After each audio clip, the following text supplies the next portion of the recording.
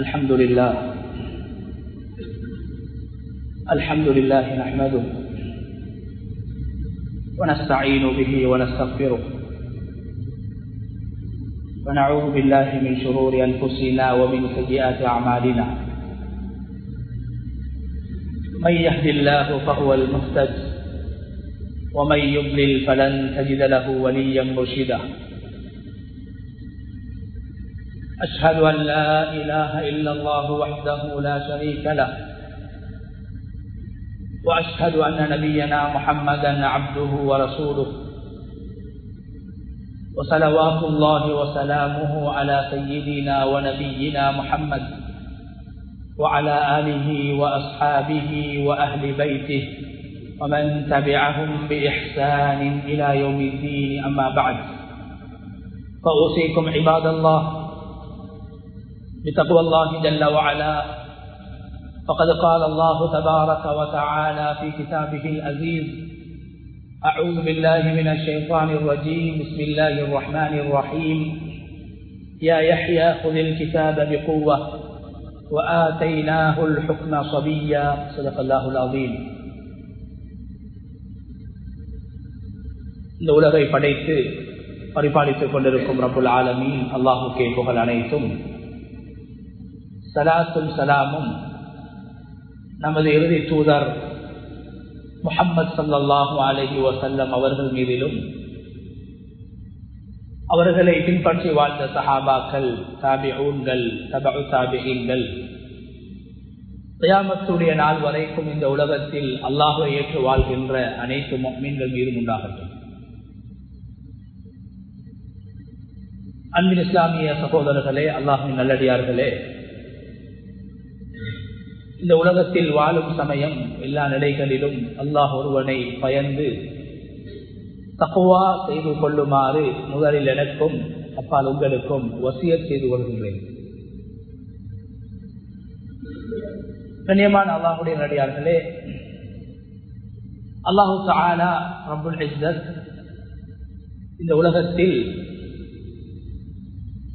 மனிதர்களுக்கு பல அருட்கொடைகளை, பாக்கியங்களை, நிஅமத்துக்களை சொரிந்திருக்கின்றான். அவ்வாறான நிஅமத்துக்களில் எல்லோரும் விரும்பக்கூடிய, ஆசைப்படக்கூடிய ஒரு நிஅமத்துத்தான் அல்லாஹ் எங்களுக்கு தரக்கூடிய, அல்லாஹ் அவனுடைய அருளின் அடிப்படையில், ரஹ்மத்தின் அடிப்படையில் நிஅமத்தாக தந்திருக்கக்கூடிய எங்களுடைய குழந்தைகள். குழந்தைகள் என்பவர்கள் குர்ஆன் கூறுகின்ற பிரகாரம் அந்த குழந்தைகள் எப்போது கண்குளிர்ச்சியானவர்களாக, பெற்றோருக்கு சந்தோஷத்தை கொடுக்கக்கூடியவர்களாக எப்போது மாறுகிறார்களோ அந்த குழந்தைகளைத்தான் குர்ஆன் சாலிஹான குழந்தைகள் என்று வர்ணித்துக் கொண்டிருக்கிறது. பிள்ளைகளின் மூலம் பெற்றோருக்கு பிரயோசனம், சந்தோஷம் கிடைக்க வேண்டும். அந்த பிள்ளைகள் சமூகத்துக்கு ஏதாவது நலவு செய்யக்கூடியவர்களாக மாற வேண்டும். இந்த இரண்டு விடயங்கள், பெற்றோருக்கு சந்தோஷம், சமூகத்துக்கு பிரயோசனம், இந்த இரண்டு விடயங்களும் எந்த பிள்ளைகள் மூலம் பெற்றோருக்கு இந்த இரண்டு விடயங்களும் கிடைக்கவில்லையோ, கண்ணியமானவர்களே, அந்த பிள்ளைகளை உங்களுடைய சோதனை என்று குர்ஆன் பேசுகிறது. ஃபித்னா என்று குர்ஆன் பேசுகிறது. அதே நேரத்தில் பெற்றோருக்கு சந்தோஷம் கொடுக்குகின்ற, சமூகத்துக்கு பிரயோசனம் கொடுக்குகின்ற பிள்ளைகளை குர்ஆன் குர்ரத்து ஐன், அது ஒரு சந்தோஷம், அது மகிழ்ச்சி என்று பேசிக் கொண்டிருக்கிறது. கண்ணியமான அல்லாஹ்வுடைய நல்லடியார்களே, குர்ஆனில் அல்லாஹு தஆலா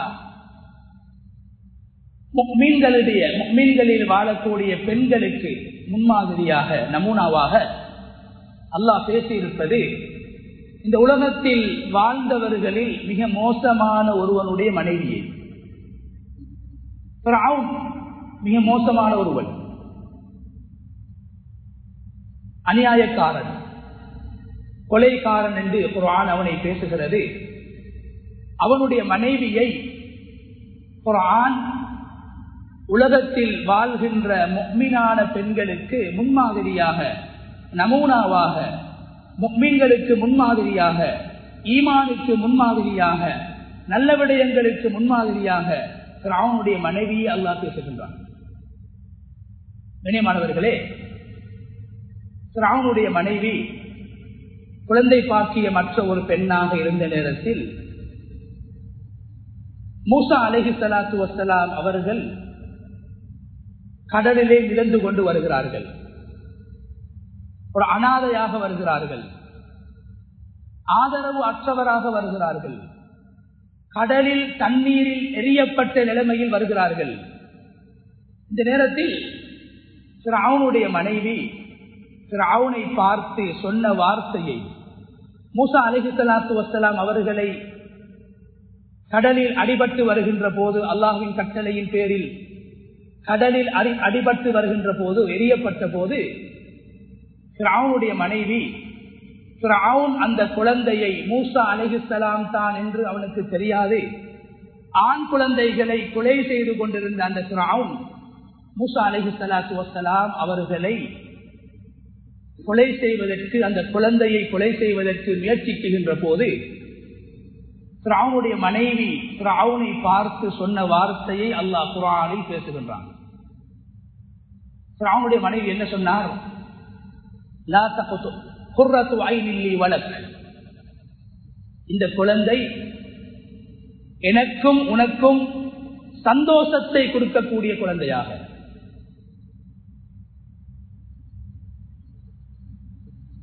மகிழ்ச்சியை தரக்கூடிய குழந்தையாக, பிரயோசனம் தரக்கூடிய குழந்தையாக இந்த குழந்தை என்னுடைய உன்னுடைய சந்தோஷத்துக்கு காரணமாக இருக்கும். லா தக்துலு, இந்த பிள்ளையை நீ கொலை செய்யக்கூடாது. கண்ணியமானவர்களே, பல்லாயிரக்கணக்கான ஆண் குழந்தைகளை கொலை செய்த ஃபிரௌன் மனைவி சொன்ன ஒரே ஒரு வார்த்தைக்காக, குர்ரத்து ஐனின் லீ வலக், இந்த குழந்தை என்னுடைய சந்தோஷத்துக்கும் உன்னுடைய சந்தோஷத்துக்கும் காரணமாக மாறும் என்று சொன்ன ஒரே ஒரு வார்த்தைக்காக பல்லாயிரக்கணக்கான ஆண் குழந்தைகளை கொலை செய்த ஃபிரௌன் அந்த பிள்ளையை கொலை செய்யவில்லை. ஃபிரௌன் கூட நினைத்திருந்தான், குழந்தைகளை கொலை செய்தவன், அநியாயம் செய்தவன், தான் ரப்பென்று உலகத்திலே வாதாடியவன், அவன் கூட நினைத்திருந்தான் குழந்தைகளை பெற்றெடுப்பதல்ல சந்தோஷம், அதிகமான பிள்ளைகளை பெற்றெடுப்பதல்ல சந்தோஷம். ஃபிரௌனுக்கு பிள்ளைகளே கிடையாது. ஒரு பிள்ளையாக இருந்தாலும் அந்த குழந்தை பெற்றோருடைய சந்தோஷத்துக்கு காரணமாக மாற வேண்டும், பெற்றோருக்கு கண் குளிர்ச்சியாக மாற வேண்டும்.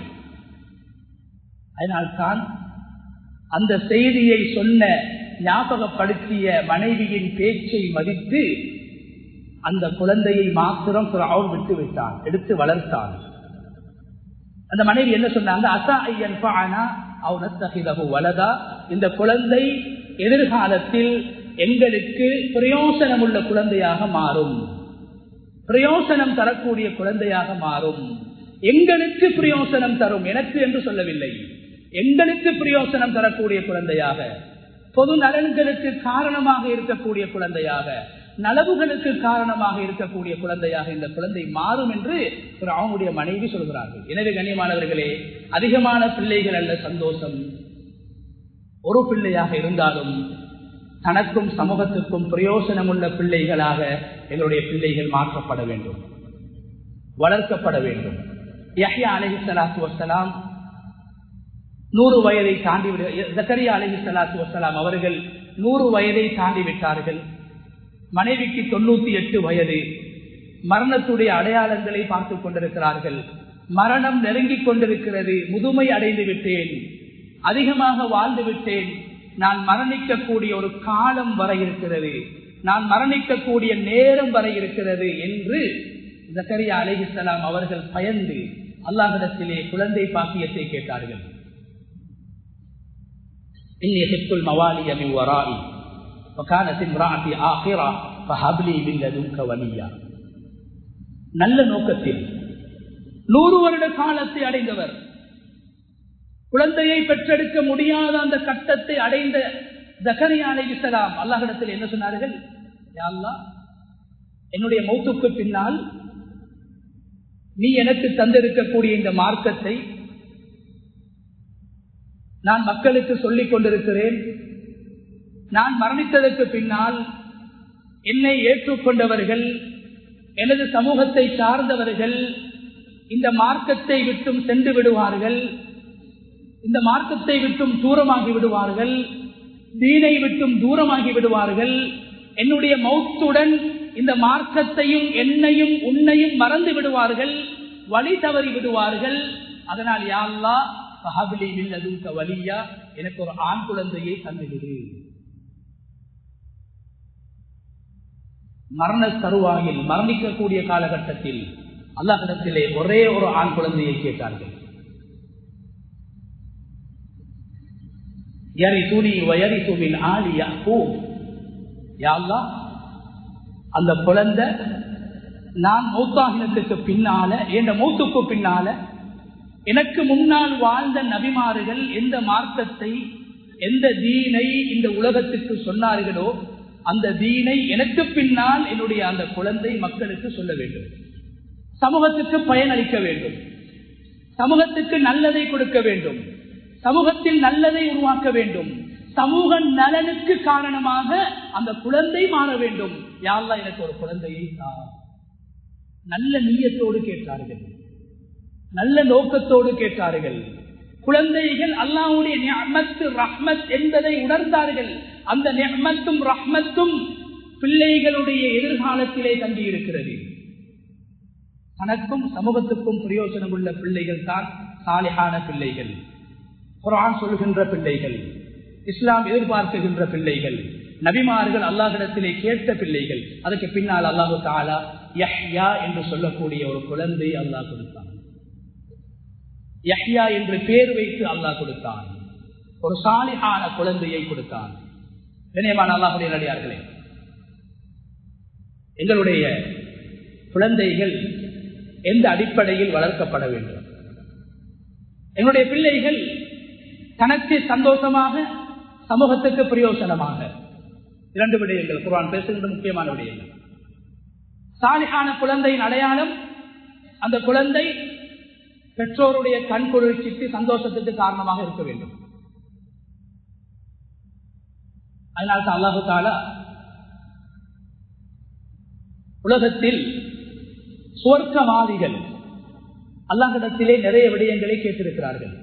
சுவர்க்கவாதிகள் அல்லாஹ்விடத்தில் நிறைய விடயங்களை கேட்பார்கள், கேட்டுக்கொண்டிருக்கிறார்கள். அல்லாஹு தஆலா சுவர்க்கவாதிகள் உலகத்தில் கேட்ட துஆக்கள், அல்லாஹ்விடத்தில் செய்த பிரார்த்தனைகள் அனைத்தையும் குர்ஆனில் அல்லாஹ் சொல்லவில்லை. அல்லாஹு தஆலா சுவர்க்கவாதிகள் கேட்ட ஒரு முக்கியமான துஆவை குர்ஆனிலே அல்லாஹ் பேசுகின்றான். என்ன துஆ?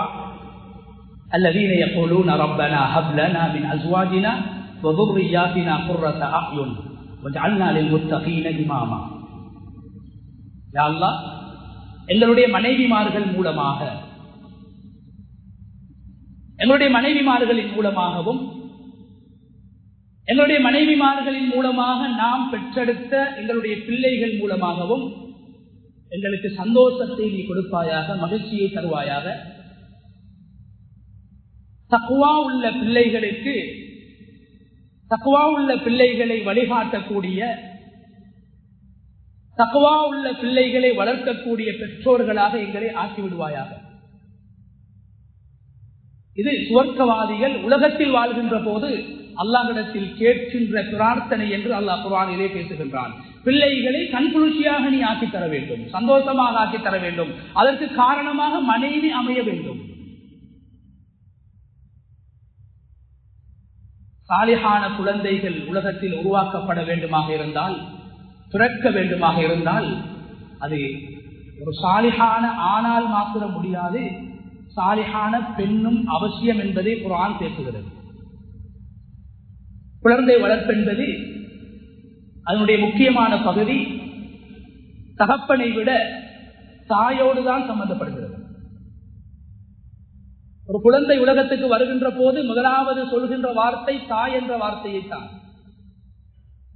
ஒரு குழந்தை பிறந்துவிட்டால் ஆரம்ப 8 வருட காலம் அந்த குழந்தை மிக அதிகமாக வீட்டில் வளரக்கூடிய அந்த காலம் இஸ்லாம் சொல்கிறது தாயுடைய பராமரிப்பில் தான் இருக்க வேண்டும். தந்தை தாயை விட்டும் பிரிந்தாலும் 8 வருடம் அல்லது 7 வருடம் தாயுடைய பராமரிப்பில் தான் அந்த குழந்தை இருக்க வேண்டும் என்று இஸ்லாம் பேசியிருக்கிறது. ஏன்? ஒரு குழந்தையுடைய வளர்ப்புக்கு, ஒரு குழந்தையுடைய வெற்றிக்கு, ஒரு குழந்தையுடைய எதிர்காலத்திற்கு தந்தையை விட தாயுடைய முன்மாதிரி, தாயுடைய அரவணைப்பு, தாயுடைய பங்களிப்பு அது மிக முக்கியமானதாக இருக்கிறது. அதனால சொர்க்கவாதிகள் சாலிஹான பிள்ளைகளை மாத்திரம் உலகத்தில் அல்லாஹ்விடத்தில் கேட்கவில்லை, சாலிஹான தாயும் எனக்கு வேண்டும், சாலிஹான மனைவியும் எனது பிள்ளைக்கு தாயாக வேண்டும். கண்ணியமான அல்லாஹ்வுடைய அடியார்களே, எனவே எங்களுடைய குழந்தைகளை குர்ஆன் சொல்கிறது அவர்களை நாங்கள் வளர்க்க வேண்டும். எப்படி வளர்க்க வேண்டும்? ரசூலுல்லாஹி ஸல்லல்லாஹு அலைஹி வஸல்லம் அவருடைய வாழ்க்கைகளுக்கு மிக அழகாக நபி ஸல்லல்லாஹு அலைஹி வஸல்லம் அவர்கள் 7 குழந்தைகளுக்கு தந்தையாக வாழ்ந்திருக்கிறார்கள். நபி அவர்களுடைய வாழ்க்கையில் கணவன் மனைவி என்ற திருமண வாழ்வுக்கும் முன்மாதிரி இருக்கிறது, குழந்தை வளர்ப்புக்கும் முன்மாதிரி இருக்கிறது. 11 மனைவிமார்களோடு அல்லாஹ் 7 குழந்தைகளை கொடுத்தான். 7 குழந்தைக்கு தந்தையாக, 7 சாலிஹான குழந்தைகளுக்கு தந்தையாக ரசூலுல்லாஹி ஸல்லல்லாஹு அலைஹி வஸல்லம் அவங்க வாழ்ந்திருக்கிறார். நபி அவர்களுடைய வாழ்க்கை குடும்ப வாழ்வுக்கு, பிள்ளை வளர்ப்புக்கு மிக முன்மாதிரியானதாக இருக்கிறது.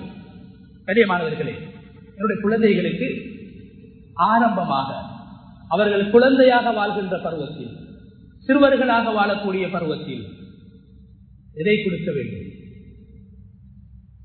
எதை கொடுக்க வேண்டும்? குர்ஆனும் சுன்னாவும் அழகாக சொல்கிறது. கண்ணியமானவர்களே, என்னுடைய பிள்ளைகளுக்கு சிறு பிராயத்திலிருந்து ஈமானை கொடுக்க வேண்டும், அல்லாஹ்வுடைய நம்பிக்கையை கொடுக்க வேண்டும், அல்லாஹ்வை பற்றி சொல்லிக் கொடுக்க வேண்டும். ஏனென்றால் முஸ்லிமாக பிறக்கக்கூடியவர்கள் எல்லோரும் முஸ்லிமாக மரணிப்பது கிடையாது. முஸ்லிமாக பிறந்தவர்கள் ஏன் நபிமார்களுக்கு குழந்தையாக பிறந்தவர்கள் கூட நரகவாதிகள் என்று குர்ஆன் வர்ணித்திருக்கிறது. நபிமார்கள் பெற்றெடுத்த பிள்ளைகள் நரகவாதிகள் என்று குர்ஆன் தெளிவாக பேசியிருக்கிறது.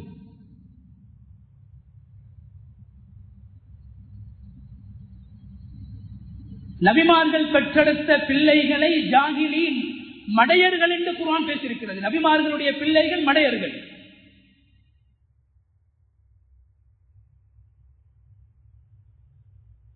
முஸ்லிமாக பிறக்கக்கூடியவர்கள் எல்லோரும் முஸ்லிமாக மரணிப்பது கிடையாது. எத்தனையோ பெற்றோர்கள் முஸ்லிம்கள், பிள்ளைகள் நரகவாதிகள், பிள்ளைகள் முஷ்ரிக்கீன்கள், பிள்ளைகள் சிலை வணக்கம் செய்யக்கூடியவர்களாக மாறிய வரலாறு இந்த உலகத்திலே இருக்கிறது. அதனால் உங்களுடைய பிள்ளைகளுக்கு ஈமானை சொல்லிக் கொடுங்கள், அல்லாஹ்வை பற்றி சொல்லிக் கொடுங்கள். நபிமார்கள் சொல்லிக் கொடுத்தார்கள். நபி யூசுப் அலைஹிஸ்ஸலாம் குழந்தையாக இருக்கின்ற போது கனவு கண்டார்கள். கனவின் விளக்கத்தை தந்தையிடத்தில் நபி யாக்கூப் அலைஹிஸ்ஸலாத்திடத்திலே சொன்னார்கள். அந்த நேரத்தில் நபி யாக்கூப் அலைஹிஸ்ஸலாத்து வஸ்ஸலாம் அவர்கள் புரிந்து கொண்டார்கள், இந்த யூசுப் என்ற எனது கடைசி குழந்தைக்கு அழகான ஒரு எதிர்காலத்தை அல்லாஹ் வைத்திருக்கிறான், அவருடைய எதிர்காலம் சிறப்பாக இருக்கும் என்று புரிந்து கொண்டார்கள். அந்த நேரத்தில் கூட கண்ணியமானவர்களே, யூசுப் அலைஹிஸ்ஸலாத்தை பார்த்து யாக்கூப் அலைஹிஸ்ஸலாம் தந்தை அவர்கள் என்ன சொன்னார்கள்? وَكَذَلِكَ يَجْتَبِيكَ رَبُّكَ وَيُعَلِّمُكَ مِنْ تَأْوِيلِ الْأَحَادِيثِ وَيُتِمُّ نِعْمَتَهُ عَلَيْكَ وَعَلَى آلِ يَعْقُوبَ كَمَا أَتَمَّهَا عَلَى أَبَوَيْكَ مِنْ قَبْلِ إِبْرَاهِيمَ وَإِسْحَاقَ. யூசுஃபே சின்ன குழந்தையாக இருக்கிறார்கள், 7-8 வயது. சொன்னார்கள், அல்லாஹ் எதிர்காலத்தில் உன்னுடைய மூதாதையர்கள், என்னுடைய பாட்டனார்கள் இஸ்ஹாக் அலைஹிஸ்ஸலாம், இப்ராஹிம் அலைஹிஸ்ஸலாம், இஸ்மாயில் அலைஹிஸ்ஸலாம் போன்றவர்களுக்கு கொடுத்த தீனுடைய பாக்கியத்தை உனக்கு தர இருக்கிறான். தீனுடைய பாக்கியம், அவர்களுக்கு கொடுக்கப்பட்ட நுபுவத், அவர்களுக்கு கொடுக்கப்பட்ட மார்க்கம், அவர்களுக்கு கொடுக்கப்பட்ட தீனுடைய விடயங்களை உனக்கும் தர இருக்கிறான் என்று சொல்லிவிட்டு என்ன சொன்னார்கள்? இன்ன ரப்பக அலீமுன் ஹகீம். பிள்ளையுடைய எதிர்காலத்தை நினைத்து சந்தோஷப்படுகின்ற அதே சந்தர்ப்பத்தில் எனது குழந்தை நபியாகத்தான் வருவார் என்று உறுதியானதற்கு பின்னால் கூட யூசுப் அலைஹிஸ்ஸலாத்தை பார்த்து யாக்கூப் அலைஹிஸ்ஸலாம் என்ன சொல்லிக் கொடுத்தாங்க? இன்ன ரப்பக அலீமுன் ஹகீம். நீ புரிந்து கொள்ள வேண்டும், நீ விளங்கிக் கொள்ள வேண்டும், உன்னுடைய ரப்பு அல்லாஹ் ரப் என்று சொல்லிக் கொடுத்தார்கள். பிள்ளை நபியாக வர இருக்கிறார் என்று தெரிந்தும் கூட உன் ரப்பு அல்லாஹ் என்று ஈமானை சொல்லிக் கொடுத்தார்கள்.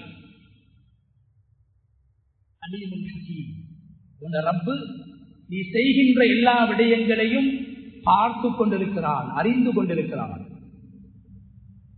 அவன் ஞானம் உள்ளவனாக இருக்கிறான் என்று அல்லாஹ்வை பற்றி குழந்தைக்கு சொல்லிக் கொடுத்தார்கள் ஒரு நபி. என்னுடைய பிள்ளைகளுக்கு அல்லாஹ்வை பற்றி சொல்லிக் கொடுக்க வேண்டும். அதனால் தான் ரசூலுல்லாஹி ஸல்லல்லாஹு அலைஹி வஸல்லம் அவங்க தன்னுடைய மகள் ஃபாத்திமா ரலியல்லாஹு அன்ஹாவுக்கு ஹசன் ஹுசைன் என்ற 2 குழந்தைகள் பிறந்த நேரத்தில் 2 குழந்தைகளுடைய காதுகளிலும் முதலாவதாக அருமை நாயகம் ஸல்லல்லாஹு அலைஹி வஸல்லம் அவர்கள் சொல்லிக் கொடுத்தது அல்லாஹு அக்பர் என்ற அந்த தக்பீரை உள்ளடக்கிய, ஷஹாதத்தை உள்ளடக்கிய அதானை காதிலே சொன்னார்கள். அதான் என்பது அல்லாஹ்வை பற்றி பேசக்கூடிய வார்த்தை, அல்லாஹ்வை புகழக்கூடிய வார்த்தை, அல்லாஹ் பெரியவன் என்று சொல்லக்கூடிய வார்த்தை. அந்த வார்த்தையை தான் முதலாவது எனது பேர குழந்தைகள் தங்களுடைய அந்த காதினால் கேட்க வேண்டும், அதை உள்வாங்க வேண்டும். பாவம் அறியாத அந்த பரிசுத்தமான உள்ளங்களில் இந்த வார்த்தைகள் தாக்கம் செலுத்த வேண்டும் என்பதற்காக அருமை நாயகம் ஸல்லல்லாஹு அலைஹி வஸல்லம் அவர்கள் தனது பேர குழந்தைகளுக்கு முதலாவதாக அல்லாஹ்வை பற்றி சொல்லிக் கொடுத்தார்கள். கண்ணியமானவர்களே, இந்த அல்லாஹு அக்பர் என்ற வார்த்தை சாதாரண ஒரு வார்த்தை கிடையாது, சாதாரண ஒரு வார்த்தை கிடையாது. இந்த அல்லாஹு அக்பர் என்ற வார்த்தை தான் நானும் நீங்களும் மௌத்தாகினா கடைசியாக எங்களுக்கு முன்னால, எங்களோட மையத்துக்கு முன்னால சொல்லப்படக்கூடிய வார்த்தை இந்த வார்த்தை தான். ரசூலுல்லாஹி ஸல்லல்லாஹு அலைஹி வஸல்லம் அவங்க ஜனாசா தொழுகைகளை நடத்துகின்ற போது அந்த தொழுகைக்கு ருக்குவும் கிடையாது, சுஜூதும் கிடையாது. அந்த ருக்கு சுஜூதை போன்ற சிறப்பை பெற்று தருகின்ற, அந்த அளவுக்கு தாக்கம் செலுத்துகின்ற ஒரு வார்த்தை தான் அல்லாஹு அக்பர் என்ற வார்த்தை. பரலான தொழுகைகளில், நபிலான தொழுகைகளில் நாங்கள் அதிகமாக சொல்லக்கூடிய வார்த்தை அல்லாஹு அக்பர் என்ற வார்த்தை. அல்லாஹ் மிக பெரியவன் என்ற வார்த்தை. மரணித்தவர்களுக்கு முன்னால் ஜனாசா தொழுகை நடாத்துகின்ற போது கூட நாங்கள் 4 தக்பீர்களைத்தான் சொல்கிறோமே தவிர நாங்கள் அங்கே சுஜூதும் செய்வது கிடையாது, ருக்குவும் செய்வது கிடையாது. அதனால் அருமை நாயகம் ஸல்லல்லாஹு அலைஹி வஸல்லம் அவர்கள் தமது பிள்ளைகளுக்கு, பேர குழந்தைகளுக்கு முதலாவது காதிலே அல்லாஹ்வுடைய வார்த்தைகளை சொன்னார்கள், அல்லாஹ்வுடைய வார்த்தைகளை ஓதினார்கள், அல்லாஹ்வை பற்றி பேசுகின்ற விடயங்களை உணர்த்தினார்கள். கண்ணியமான அல்லாஹ்வுடைய இரண்டாவது அந்த பிள்ளைகளுக்கு கொடுக்கப்பட வேண்டிய ஒன்றுதான் கண்ணியமானவர்களே, நல்ல குணங்கள், பண்பாடுகள். ஈமானை கொடுக்க வேண்டும், பண்பாட்டை கொடுக்க வேண்டும். ரசூலுல்லாஹி ஸல்லல்லாஹு அலைஹி வஸல்லம் அவங்க கொடுத்தாங்க. தன்னுடைய மனைவியுடைய மகன் உமர் இப்னு அபி ஸலமா ரலியல்லாஹு அன்ஹு அவர்கள் சஹானிலே சாப்பிட்டுக் கொண்டிருக்கிறார்கள். சாப்பிடுகின்ற போது அங்கும் இங்கும் அந்த குழந்தை அலைந்து அலைந்து சாப்பிடுகிறது. சாப்பாடு கீழே விழுகிறது. இதை பார்த்துக் கொண்டிருந்த அருமை நாயகம் ஸல்லல்லாஹு அலைஹி வஸல்லம் அவர்கள் அந்த குழந்தை சாப்பிடுகின்ற போது அந்த சந்தர்ப்பத்தை பயன்படுத்தி ரசூலுல்லாஹி ஸல்லல்லாஹு அலைஹி வஸல்லம் அவர்கள் அந்த குழந்தையை பார்த்து, யா குலாம், அன்பு மகனே, சிறுவனே, சம்மில்லாஹ வகுல் பியமீனி, நீங்க அல்லாஹ்வுடைய பேரை சொல்லி சாப்பிடுங்க, வலது கையால சாப்பிடுங்க, உங்களுக்கு பக்கத்தில் இருக்கிறத சாப்பிடுங்க, அலைஞ்சி சாப்பிட வேணாம் என்று அந்த சின்ன குழந்தை, சின்ன புள்ளதானே சும்மா விடுவோமே எங்களுடைய பெற்றோர்களை போல. அவன் சுபம் இல்லாம படுக்கட்டு பரவாயில்ல, சின்ன புள்ளப்பா, நேத்து ஃபுல்லா டியூஷன், நேத்து ஃபுல்லா கிளாஸ், நேத்து ஃபுல்லா ஓ லெவல் கிளாஸ், நேத்து ஃபுல்லா ஸ்காலர்ஷிப் கிளாஸ், ஃபுல்லா சுபம் இல்லாம படுக்கட்டும், நரகத்துக்கு அதாவது எரிகொல்லியாக போகட்டும் என்று நபி அவங்க விடல. சின்ன குழந்தையை முறையாக திருத்தினாங்க. அந்த குழந்தை பாவம் செய்யல, சாப்பிடும் போது அலைந்து சாப்பிடுகிறது, முறையாக திருத்தினார்கள். பிள்ளைகள் வளர்க்கப்பட வேண்டும். மூணாவது கண்ணியமானவர்களே, எங்களுடைய பிள்ளைகளுக்கு நாங்கள் கொடுக்க வேண்டிய ஆகப்பெரிய முக்கியமான விடயம் இன்னைக்கு நாங்கள் ஆக கடைசிக்கு வச்சிருக்கிறோம். குர்ஆன் முதலாவது சொன்ன விஷயத்தை ஆக லாஸ்ட் வச்சிருக்கிறோம், ஆக கடைசியாக வச்சிருக்கிறோம். இதுதான் இந்த உம்மத்துடைய வீழ்ச்சிக்கான காரணம். இந்த உம்மத்துடைய வீழ்ச்சிக்கான காரணம் ஒரு முஸ்லிம் அல்லாத ஒரு அறிஞர் சொல்கிறார், முஸ்லிம் சமூகத்துக்கு மத்தியில் இருக்கக்கூடிய 3 விடயங்களை நாங்கள் இல்லாமல் ஆக்கிவிட்டால், 3 விடயங்களை நாங்கள் அழித்து விட்டால் இஸ்லாம் அழிந்துவிடும். முதலாவது சொன்னார், குர்ஆனையும் குர்ஆன் ஓதி கொடுக்கப்படக்கூடிய மதரசாக்கள். ஏன் முஸ்லிம்களுடைய அடிப்படை வேதம் குர்ஆன். இந்த குர்ஆனையும் குர்ஆனை சுமந்தவர்களையும் குர்ஆனுடைய பாடங்கள் ஓதி கொடுக்கப்படுகின்ற குர்ஆன் மதரசாக்களையும் அழித்துவிட்டால் இஸ்லாமிய சமூகத்தை அழிக்கலாம், இஸ்லாமிய சமூகத்தை இழுத்தாக்கலாம். இரண்டாவது சொல்கிறார், பள்ளிவாசல்களுடைய மிம்பர், பள்ளிவாசல்களுடைய மிம்பர் அதை அழித்துவிட்டால் இஸ்லாமிய சமூகத்தை அழித்துவிடலாம். ஏன் அல்லாஹ் தஆலா வாரத்தில் ஒரு நாளாவது கொஞ்சம் நீங்க சொர்க்கத்தை பத்தி கேட்கணும், நரகத்தை பத்தி கேட்கணும், அல்லாஹ் பத்தி உங்களோட உள்ளத்துல வரணும் என்றதால கட்டாயப்படுத்திருக்கிறார். அந்த நேரத்தில் வியாபாரம் செய்யறதையும் அல்லாஹ் ஹராமாக்கி, உத்தியோகத்தில் ஈடுபடுறதையும் ஹராமாக்கி, அந்த நேரத்தை நீங்க பள்ளிக்கு கொடுங்க, அதால உங்களுடைய ஈமான் வலுவாகும், தக்வால வளர்ச்சி ஏற்படும். ஜும்மாவெல்லாம் கடமையாக இருக்கிறார். அவர் சொல்றாரு, மிம்பர்களை உடைச்சிடுங்க, ஜும்மாவை இல்லாமாக்குங்க, இஸ்லாமிய சமூகம் கீழே விழுந்துவிடும். மூன்றாவது, இஸ்லாமிய சமூகம் அல்லாஹ்வுக்காக வேண்டி அதிகமாக பணத்தை செலவழிக்கக்கூடியது. அல்லாஹ்வுக்காக லட்சக்கணக்கான பணங்களை இறைக்கக்கூடிய ஒரு வணக்கம் இருக்கிறது, ஹஜ்ஜுடைய வணக்கம். காபத்துல்லாவை உடைத்து விடுங்கள், தகர்த்து விடுங்கள், முஸ்லிம்கள் கஞ்சர்களாக மாறிவிடுவார்கள், இஸ்லாமிய சமூகம் அளிக்கப்பட்டுவிடும். இந்த 3 விடயங்களை விழுத்தாட்டுங்கள். கண்ணியமானவர்களே, இதுல முக்கியமான விஷயம் தான் குர்ஆனுடைய பகுதி.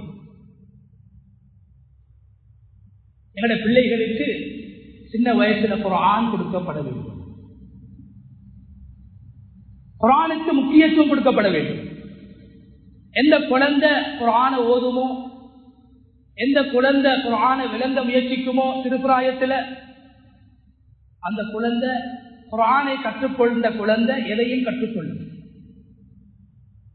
குர்ஆனை சுமந்தவர்கள் எங்களுடைய காலத்தில் குர்ஆனை சுமந்தவர்களாக இருக்கலாம், அல்லது குர்ஆனை ஓதக்கூடியவர்களாக இருக்கலாம்.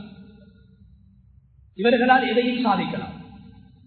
கண்ணியமானவர்கள், எங்களுடைய முன்னோர்கள் குர்ஆனை வெறுமனே பார்த்து ஓதவில்லை, அவர்கள் ஓதும் போது மரணம் செய்தார்கள். ஆனால் நாங்கள் அதை மாற்றிவிட்டோம். எங்களுடைய புள்ள 30 நிமிஷம் பார்த்து ஓதி முடிஞ்சு. சில பெற்றோர்களுக்கு பெருமை, ஓலவளுக்கு முந்தைய அந்த புள்ள குர்ஆனை முடிச்சிடணும், அதுக்கு பின்னால குர்ஆனை சொல்றதுக்கு என்ற பிள்ளைக்கு நேரம் இல்லை. ஸ்காலர்ஷிப் படிக்கு முன்னால எந்த பிள்ளைக்கு ஏதோ 2 நிமிஷம் ஓதி முடிச்சிடணும், அதுக்கு பின்னால குர்ஆன் மதரசாக்கள் அனுப்பலாம், ஸ்காலர்ஷிப் செய்யணும் வேண்ட புள்ள. கண்ணியமானவர்களே, எதை முதன்மைப்படுத்த வேண்டுமோ அதை முதன்மைப்படுத்தவில்லை.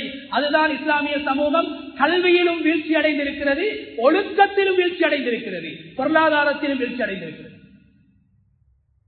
குர்ஆனை மதிக்கவில்லை. இன்று எத்தனையோ பிள்ளைகள் பெற்றோருக்கு பதுவா செய்யறாங்க, பெற்றோருக்கு பதுவா செய்யறாங்க. என்ன, சின்ன வயசுல எங்களுக்கு ஓதல தரல, படிப்புக்கு கொடுக்கிற முக்கியத்துவம், ஏற்ற படிப்பு படி படி படியது என தலையில குட்டினாங்களே தவிர ஓது ஓதுன்னு அம்மா அப்பா சொல்லல. எங்களுக்கு ஓத தெரியா இத்தனையோ பிள்ளைகள் இன்னைக்கு பெரிய நிலைமையை அடைஞ்சும் கை சேதப்பட்டு கொண்டிருக்கிறாங்க. குர்ஆன் ஒரு சூறாவை கூட ஓத தெரியா. கண்ணியமான அல்லாஹ்வுடைய நல்லடியார்களே, அப்துல்லாஹ் இப்னு மஸ்ஊத் ரலியல்லாஹு அன்ஹு சொல்றாங்க, மன் அஹப்பல் குர்ஆன் ஃபகத் அஹப்பல்லாஹு வ ரசூலஹு. யார் குர்ஆனை நேசிப்பார்களோ அவர்கள் அல்லாஹ்வையும் ரசூலையும் நேசிக்கக்கூடியவர்கள். யார் குர்ஆனை நேசிக்கவில்லையோ அல்லாஹ்வையும் ரசூலையும் இழிவுபடுத்தக்கூடியவர்கள். குர்ஆனை மதிக்காதவர்கள் அல்லாஹ்வை இழிவுபடுத்தக்கூடியவர்கள். குர்ஆன் என்பது அல்லாஹ்வுடைய கலாம். பிள்ளைகளுக்கு சிறுபிராயத்தில் குர்ஆன் கொடுக்கப்பட வேண்டும். எங்களுடைய முன்னோர்கள் கண்ணியமானவர்களே, குர்ஆனை நாங்கள் எங்களுடைய பிள்ளைகள் பார்த்து ஓதுவதை நினைத்து நாங்கள் சந்தோஷப்படுகிறோம். குர்ஆன் என்பது பார்த்து ஓதுவதற்கு அருளப்பட்ட வேதம் அல்ல. குர்ஆன் என்பது வரலாற்றில் உள்ளத்தால் பாதுகாக்கப்பட்ட வேதம். எங்களுடைய சிறார்கள் 30 ஜுஸை ஓதி முடிப்பதல்ல சாதனை. ஒரு குர்ஆனை கத்தம் செய்வதல்ல சாதனை. குர்ஆன் உள்ளத்தால் மனனம் செய்யப்பட வேண்டும். ஆயாத்தும் பையினாத்தும் ஃபீ சுதூரில் லதீன ஊத்துல் இல்ம். குர்ஆனிலே அல்லாஹ் சொல்கிறான், குர்ஆன் என்பது ஏட்டில் இருக்கக்கூடியதல்ல, எழுத்தில் இருக்கக்கூடியதல்ல, மனித உள்ளத்தில் இருக்க வேண்டும். குர்ஆன் இமாம் ஷாஃபி ரஹ்மத்துல்லாஹி அலைஹி உலகத்திலே மிகப்பெரிய ஒரு சாதனையாளர். மருத்துவத்திலும் துறை சார்ந்தவர்கள். ஒரு வைத்தியர் இமாம் ஷாஃபி ரஹ்மத்துல்லாஹி அலைஹி, ஒரு நீதிபதி இமாம் ஷாஃபி ரஹ்மத்துல்லாஹி அலைஹி, ஒரு அறிஞர், ஒரு விஞ்ஞானி இமாம் ஷாஃபி ரஹ்மத்துல்லாஹி அலைஹி அவர்கள். அவருடைய ஆரம்பம் என்ன தெரியுமா? அவர்களுக்கு தந்தை கூட கிடையாது, அனாதையாக வாழ்ந்தார்கள். 10 வயதுக்கு முன்னால் குர்ஆனை பார்த்து ஓதி முடிக்கவில்லை. என்னுடைய சடங்கை போன்றே குர்ஆனை பார்த்து ஓதி முடிப்பது சடங்கு. என்னுடைய குழந்தைகள் 6-7 வயதில் குர்ஆனை மனனம் செய்யக்கூடியவர்களாக மாற வேண்டும். 1 ஜுஸோ 2 ஜுஸோ 3 ஜுஸோ குர்ஆனுடைய ஒரு பகுதி எங்களுடைய சிறாருடைய உள்ளத்தில் இருக்க வேண்டும். இன்றைய பெற்றோர்கள் சந்தோஷப்படுகிறார்கள், எனது குழந்தை 8 வயதில் பார்த்து ஓதி முடித்து விட்டது. பார்த்து ஓதுவதல்ல, உள்ளத்தால் குர்ஆன் பாதுகாக்கப்பட வேண்டும். இமாம் ஷாஃபி ரஹ்மத்துல்லாஹி சொல்றாங்க, 10 வயதுக்கு 7 வயசுல முழு குர்ஆனையும் நான் மனனம் செய்து விட்டேன். காரணம் யாரு? உம்மான வழிகாட்டல். உம்மான வழிகாட்டல். இன்றைக்கு 1 hour 2 hour குர்ஆன் மதரசாக்கு கொடுக்கப்படுது. அதுலேயும் சில பெற்றோர்கள் 10 நிமிஷத்துல ஹஸ்ரத் மான் அனுப்பணும், மானுக்கு ஸ்காலர்ஷிப் கிளாஸ் இருக்குது. ஞாயிற்றுக்கிழமை அங்காளிகளை கல்யாணோடு திங்கக்கிழமை செவ்வாய்க்கிழமை வாரல்ல. அதை கேட்டா இல்ல எங்கட மச்சானுக்கு கல்யாணம், அதான் 2 நாள் வரல. ஆனா ஸ்கூல் சுபஹானல்லாஹ் 7 மணிக்கா 5:30 மணிலேருந்து புள்ளி எழுப்பாட்டுறது. வானம் என்று சொல்லல, முதலாவது குர்ஆனை கொடுங்க, அதுக்கு பின்னால மத்ததை கொடுங்க.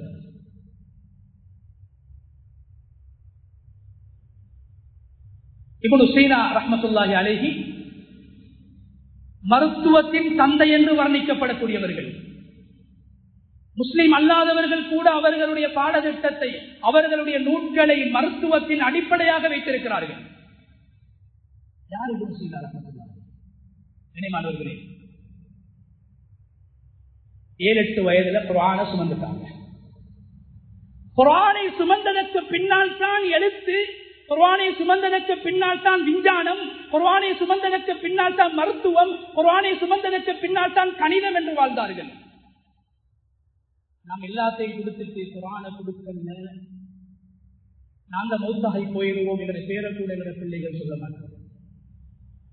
வெறும் துனியாவை மாத்திரம், வெறும் காசை மாத்திரம், வெறும் படிப்பை மாத்திரம், வெறும் உலக கல்வியை மாத்திரம் பிள்ளைகளுக்கு கொடுத்துவிட்டு மௌத்தாகக்கூடிய பெற்றோர்களை சில நேரத்திலே அந்த பெற்றோர்களுடைய ஜனாசாவை கபரில் அடக்குவதற்கு முன்னால் கூட அந்த பிள்ளைகள் அந்த பெற்றோர்களை மறந்து விடுவார்கள். மறக்கின்ற வரலாறு இருக்கும்.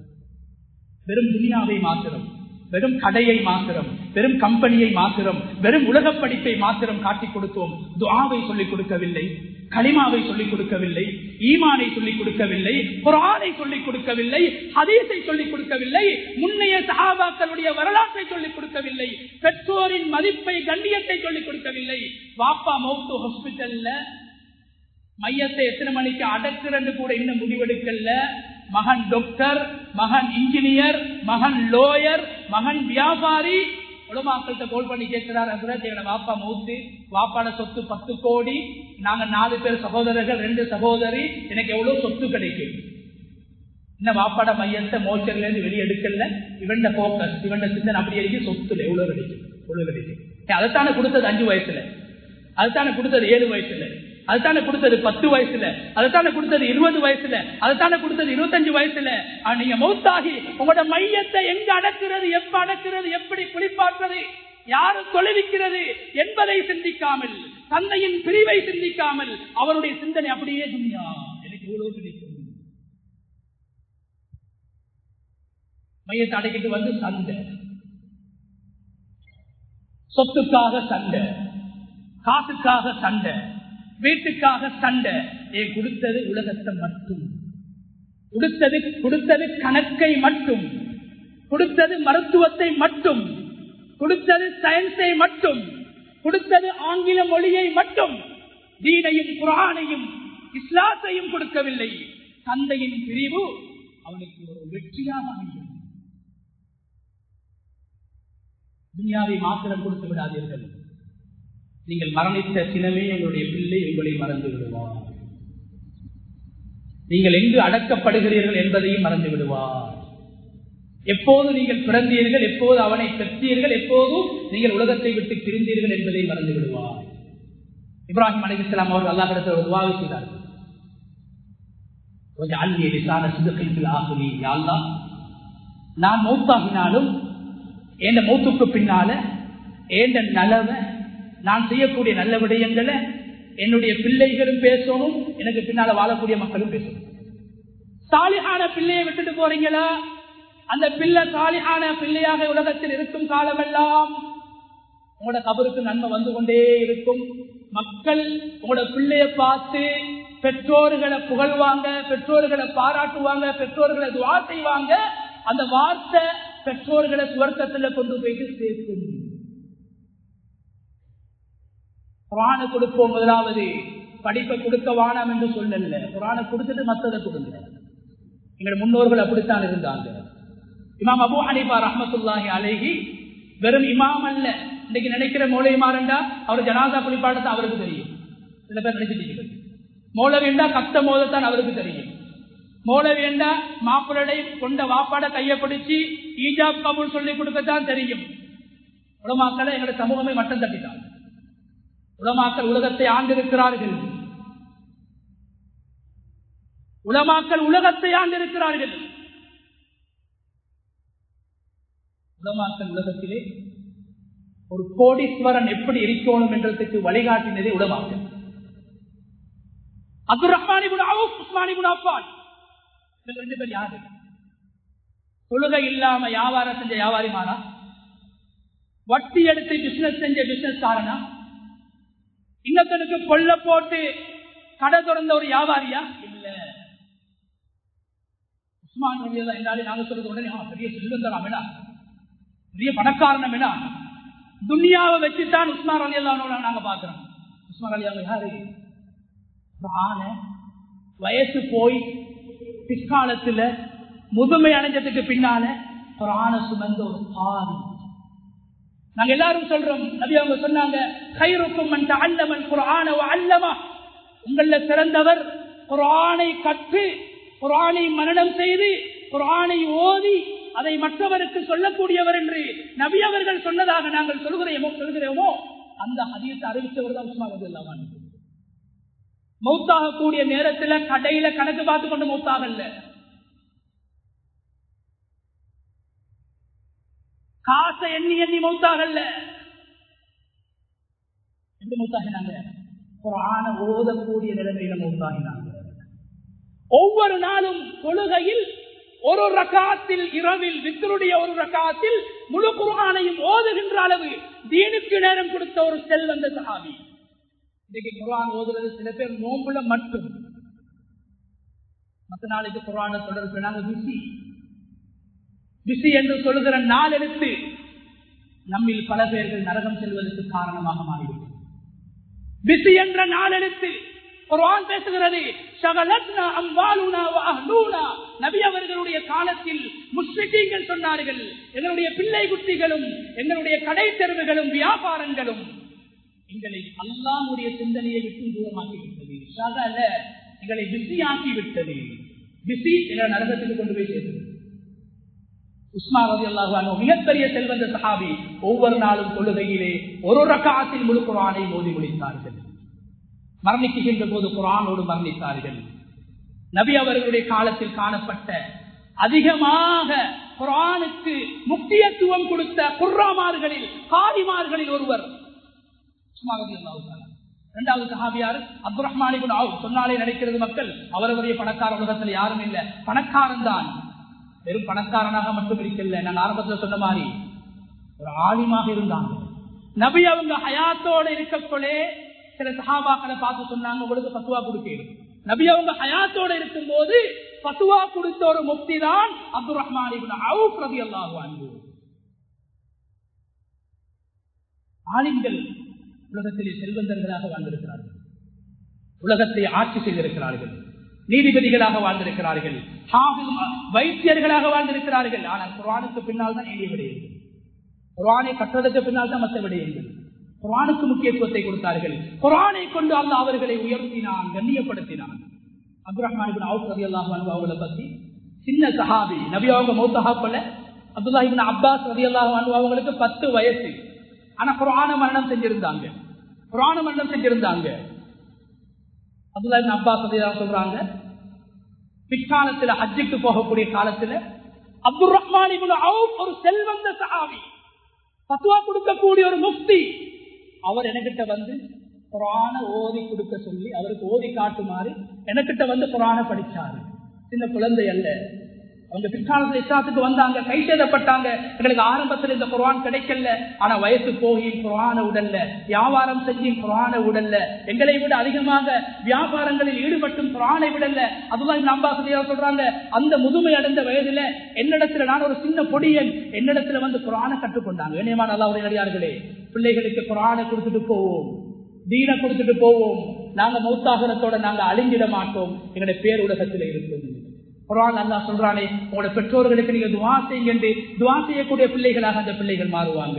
எங்களுடைய பிள்ளைகள் என்னுடைய செல்வங்கள், என்னுடைய கண்ணுக்கு முன்னால் அவர்கள் குளிர்ச்சியாக இருக்க வேண்டும், கண்ணுக்கு முன்னால் அவர்கள் சந்தோஷமாக இருக்க வேண்டும். அவர்களை பார்த்து, அவர்களுடைய தீனை பார்த்து, தொழுகையை பார்த்து, குர்ஆனை பார்த்து, தீனுடைய விடயங்களை பார்த்து நாங்கள் மகிழ வேண்டுமே தவிர உலக விடயங்கள் மகிழக்கூடிய விடயம் அல்ல. தீனை கொடுப்போம், உலகத்தை அல்லாஹ் கொடுப்பான். அப்துல்லாஹ் இப்னு மஸ்ஊத் ரலியல்லாஹு அன்ஹு சொல்லி கொடுத்துக் கொள்கிறேன், சக்ராத்திலே இருக்கிறார்கள். அப்துல்லாஹ் இப்னு மஸ்ஊத் யாரு? நபி ஸல்லல்லாஹு அலைஹி வஸல்லம் அவங்களுக்கு பணிவிடை செய்து பல்லாயிரக்கணக்கான ஹதீஸ்கள் அறிவிச்சு நபி அவங்க சொன்னாங்க, இந்த உலகத்துல குர்ஆனை அல்லாஹ் எப்படி தெளிவாக முறையாக உலகத்துக்கு இறக்கி இருக்கிறானோ அது போன்று இந்த குர்ஆனை உங்களுக்கு படிக்க விருப்பமா, ஓத விருப்பமா, நீங்க அப்துல்லாஹ் இப்னு அப்பாஸ் இடத்துல வந்து, அப்துல்லாஹ் இப்னு மஸ்ஊத் இடத்துல வந்து ஓதுங்கண்டாங்க நபி அவங்க. நபி அவரோட காலத்துல குர்ஆனுக்கு மிகப்பெரிய முக்கியத்துவத்தை கொடுத்தாங்க நபி ஸல்லல்லாஹு அலைஹி வஸல்லம். அதுக்கு பின்னாலதான் மற்ற விஷயங்கள். உலகத்துல நபி அவங்களோட காலத்துல நபி அவங்க ஃபத்வா கொடுக்கிறதுக்கு அனுமதி கொடுத்த சஹாபியாரு முஆத் இப்னு ஜபல், அப்துர் ரஹ்மான் இப்னு அவுஃப், ஒரு 2 சஹாபாக்கள். உங்களுக்கு சட்ட பிரச்சனையா, அனந்தர சொத்து பிரச்சனையா, நபி அவங்க சொன்னாங்க ஒரு சஹாபி ஸைத் இப்னு சாபித், அவரிடத்துல வந்து படிச்சு கொள்ளுங்க. உங்களுக்கு குடும்ப பிரச்சனையா, அலி இப்னு அபீ தாலிப் இடத்துல வாங்க. ஆனா குர்ஆனை பத்தி நபி அவங்க சொல்லும் போது என்ன சொன்னாங்க? இஸ்தக்ரிஉல் குர்ஆன மின் அர்பஆ, நீங்க 4 பேர்த்த வந்து குர்ஆனை படிக்கணும்.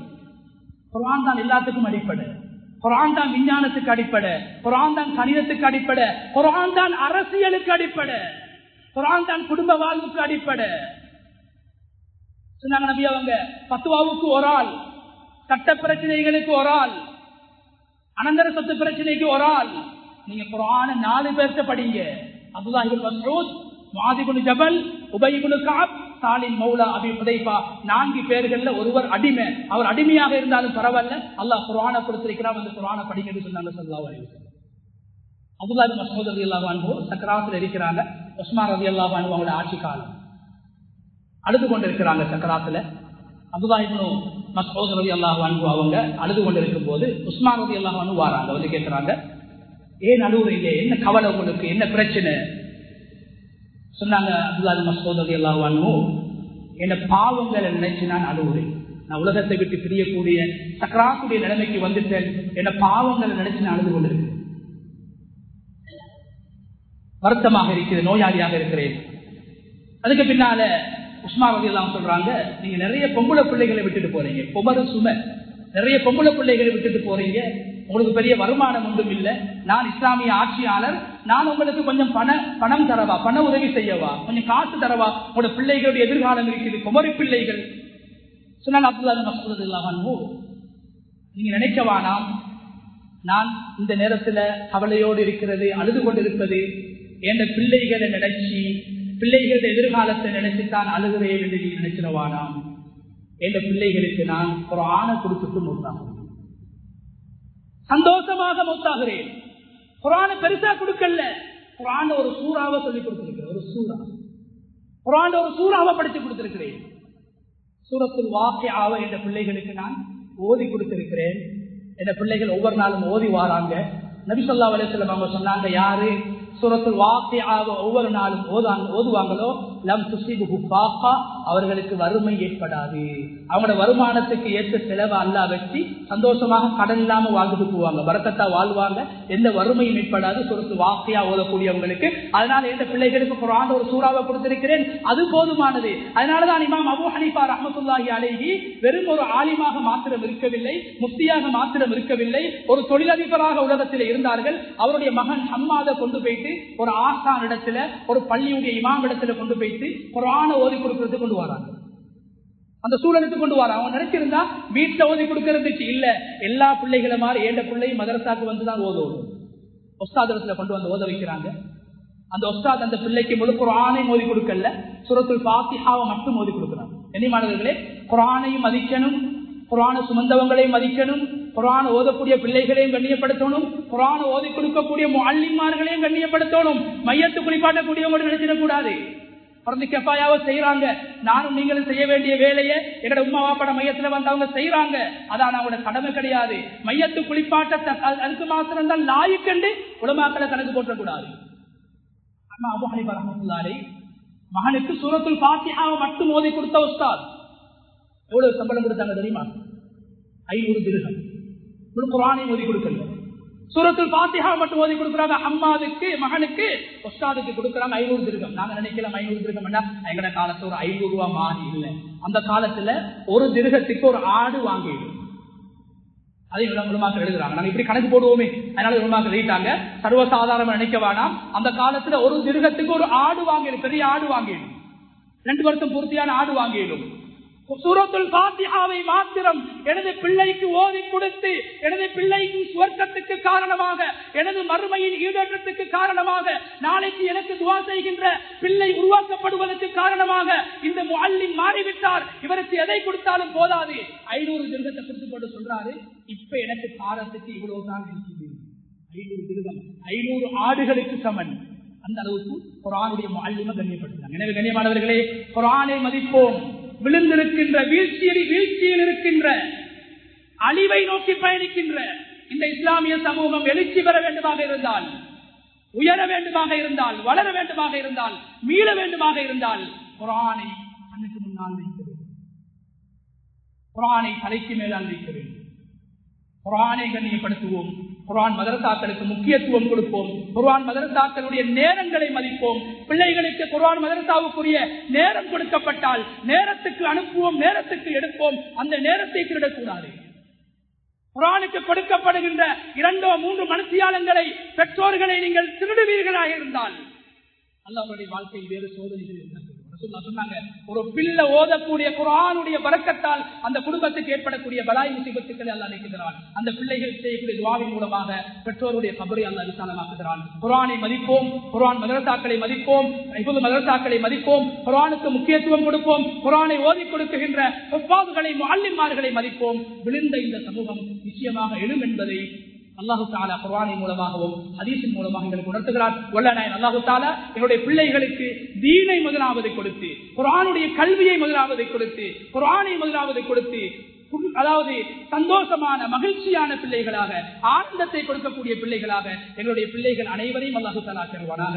யா அல்லாஹ் எங்களுடைய பாவங்களை மன்னிப்பாயாக, யா அல்லாஹ் எங்களுடைய மாதாபிதாக்களுடைய பாவங்களை மன்னிப்பாயாக, யா அல்லாஹ் ஈமானோடு வாழ்ந்து ஈமானோடு இந்த உலகத்தை விட்டு பெறுகின்ற சந்தர்ப்பத்தை நம் அனைவருக்கும் நசீபாக்குவாயாக. வ ஆகிரு தஅவானா அல்ஹம்துலில்லாஹி ரப்பில் ஆலமீன்.